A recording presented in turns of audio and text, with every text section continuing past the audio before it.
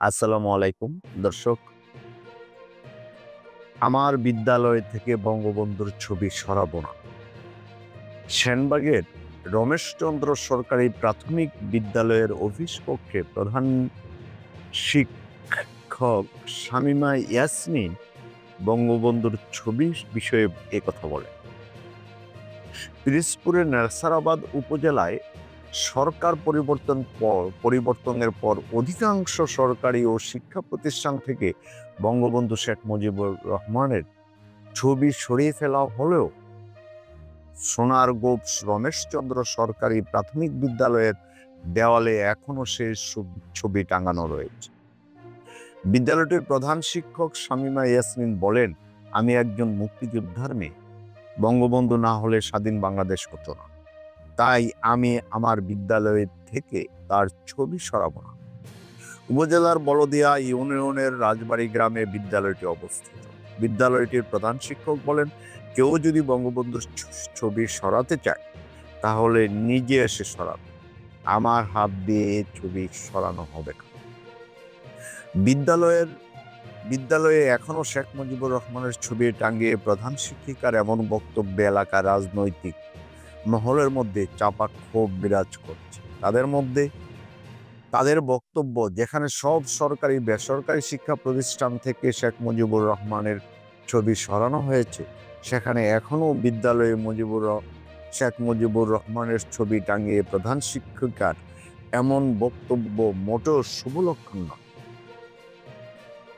উপজেলা বিএনপির যুগ্ম আহ্বায়ক এবং ওই ইউনিয়নের বাসিন্দা মোহাম্মদ আজহারুল ইসলাম টুটুল বলেন, শেখ হাসিনা দীর্ঘ 17 বছর দেশের মানুষের উপর জুলুম নির্যাতন করে অবৈধভাবে ক্ষমতায় ছিল। ফ্যাসিস্ট হাসিনা দেশের শত্রু, তাই দেশের শত্রুর পিতার ছবি এভাবে বিদ্যালয়ে টাঙ্গিয়ে রাখা ঠিক। সরকারি শিক্ষা কর্মকর্তা মোহাম্মদ গিয়াসউদ্দিন বলেন, দেশের পট পরিবর্তনের সঙ্গে সঙ্গে উপজেলার সব বিদ্যালয় থেকে শেখ মুজিবুর রহমানের ছবি সরানো হয়েছে। তবে ছবি সরানোর জন্য সরকারি কোনো নির্দেশনা নেই। ওই বিদ্যালয়ের দেওয়ালে কেন এখনো শেখ মুজিবুর রহমানের ছবি টাঙানো আছে, প্রধান শিক্ষিকার কাছে আমি জানতে চাইব। উনি এই কথা বলছেন। তো এখন এই অবস্থায় কোনো সরকারি দপ্তরে শেখ মুজিবুর রহমানের ছবি নেই।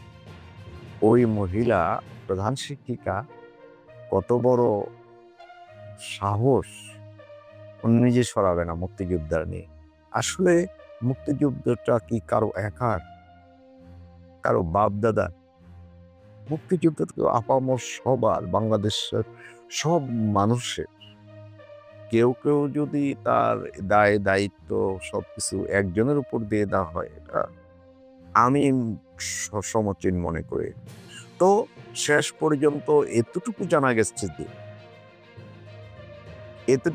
গেছে যে শিক্ষা কর্মকর্তা ও প্রধান শিক্ষিকাকে ফোন করার পরে প্রধান শিক্ষিকা নিজ উদ্যোগে নিজ হাতে ছবিটি সরিয়ে ফেলেন এবং ছবিটি আলাদা একটা জায়গায় নিয়ে রাখা হয়, যেখানে আলাদা রুম আছে, যে আলমারি টালমারি রাখার, ওখানে নিয়ে রাখা হয়। সেটি পরে উনি স্বীকার করেছেন, ওনার নিজের হাতেই ছবিটি সরিয়ে ফেলেছে। তো দর্শক, আরো কত জায়গায় কত কি হচ্ছে আমরা জানবো।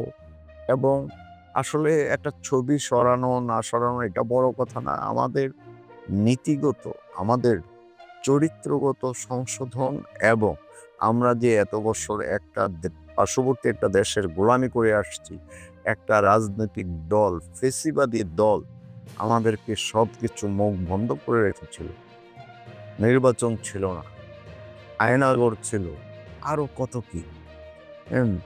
এসব থেকে মুক্ত হয়ে ভবিষ্যতে যেহেতু আর কারো এরকম স্পর্ধা না হয়, সেদিকেই আমাদের খেয়াল রাখতে হবে। আমাদের আপামর জনসাধারণকে, পুরো বাংলাদেশের মানুষকে ওটাই খেয়াল রাখতে হবে।